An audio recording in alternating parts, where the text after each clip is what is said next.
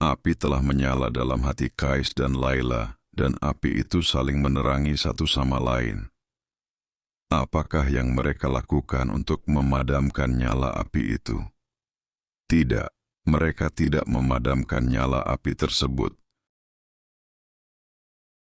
Karena menyadari perlunya pendidikan bagi sang anak, Said mempekerjakan seorang terpelajar yang sangat terkenal sebagai guru.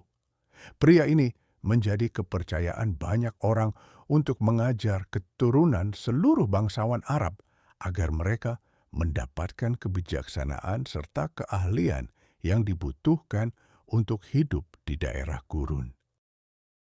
Meskipun anak-anak ini takut pada guru mereka, namun mereka menyadari bahwa inilah saatnya mereka meletakkan seluruh mainan dan mulai membaca buku-buku pelajaran mereka dengan sungguh-sungguh.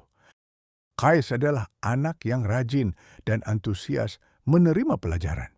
Ia tak membutuhkan waktu lama untuk dapat mengalahkan teman-temannya dalam setiap mata pelajaran dan membuktikan bahwa ia adalah siswa terbaik yang pernah diajar oleh gurunya. Ia paling unggul dalam pelajaran membaca dan menulis.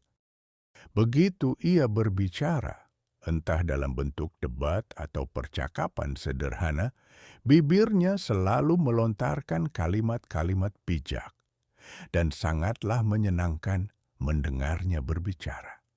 Namun tiba-tiba terjadilah sesuatu di luar dugaan. Teman-teman sekelas Kais merupakan keturunan bangsawan dari suku-suku yang berbeda, termasuk juga teman-teman perempuannya. Suatu hari, seorang gadis bergabung dalam kelasnya. Gadis itu memiliki kecantikan yang luar biasa, yang membuat Kais dan bocah-bocah lelaki lainnya langsung terpukau. Gadis itu bernama Laila, diambil dari kata Arab Lail yang berarti malam. Sesuai dengan namanya, rambutnya hitam legam dan di balik rambutnya wajahnya memancarkan kecantikan yang luar biasa. Matanya berwarna gelap, dalam dan bersinar, bak mata rusa, dan hanya dengan satu kejapan bulu matanya ia dapat meruntuhkan dunia.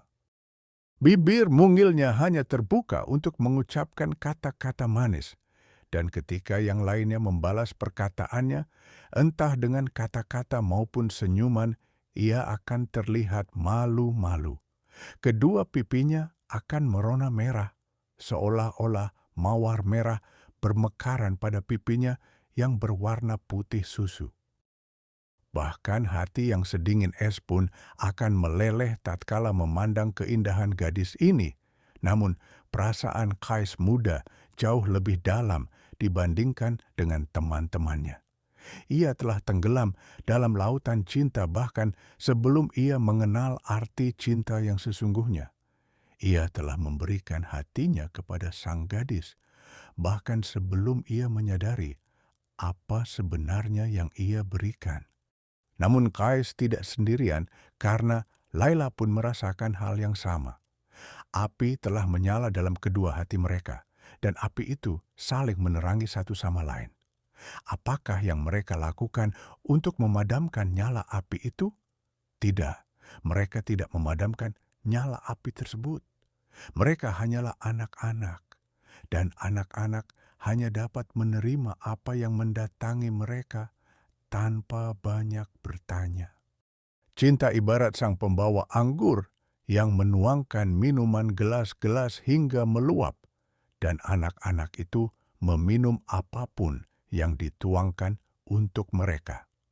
Dan tentu saja hal itu membuat mereka mabuk kepayang, karena mereka tak menyadari betapa kuatnya minuman itu sebenarnya.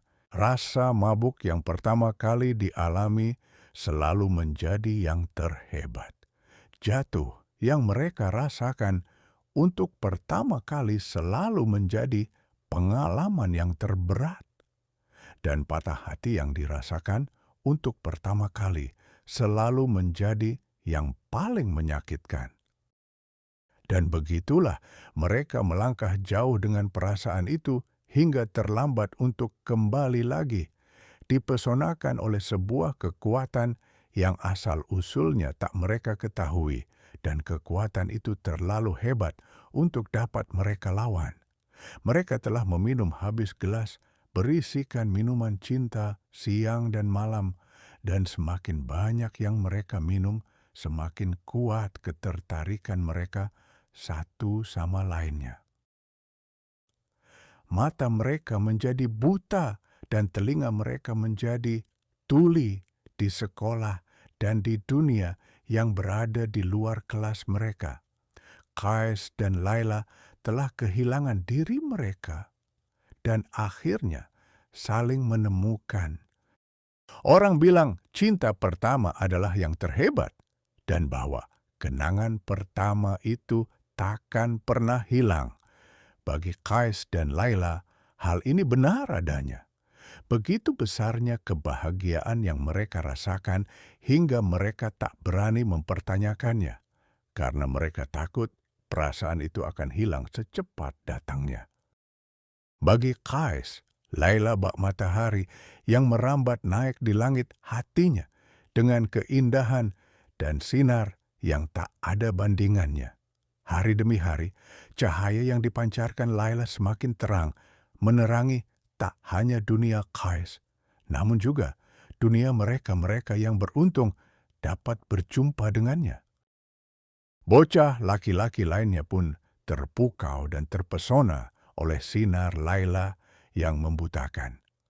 Selama pelajaran berlangsung, mereka semua memandangnya dengan mulut terbuka, hingga sang guru muncul dengan sebuah tongkat kayu dan memukul mereka untuk membuat perhatian mereka kembali kepada pelajaran. Saat pelajaran usai, mereka berkeliaran di lorong-lorong dan jalanan kecil di antara kedai-kedai pasar, berharap dapat melihat sang gadis berlesung pipit itu.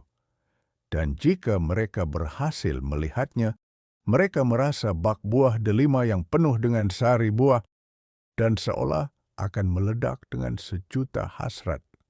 Begitulah daya tarik yang dipancarkan oleh gadis itu. Kais tahu betul bahwa bocah-bocah lelaki lainnya pun tertarik pada Laila. Namun ia juga tahu bahwa mereka tak mendambakan Laila sebesar dirinya, jadi ia tak memedulikan aksi-aksi jenaka teman-temannya. Namun, pada saat yang bersamaan, ia juga merasa gelisah akan takdirnya. Ia menyadari bahwa dengan kecantikan Laila yang luar biasa, akan selalu datang godaan. Ia tahu bahwa akan ada seseorang atau sesuatu yang muncul di antara mereka berdua. Tiba-tiba saja, situasi berubah, dan apa yang semula dianggapnya sempurna, kini mulai tampak memiliki kecacatan. Secara perlahan, nyaris tak terasa, sebuah awan hitam kecil mulai muncul di hadapannya. Tapi bukankah memang permasalahannya selalu seperti itu? Tak ada yang abadi, segala sesuatu di dunia ini bersifat sementara dan telah ditakdirkan untuk mati suatu hari nanti.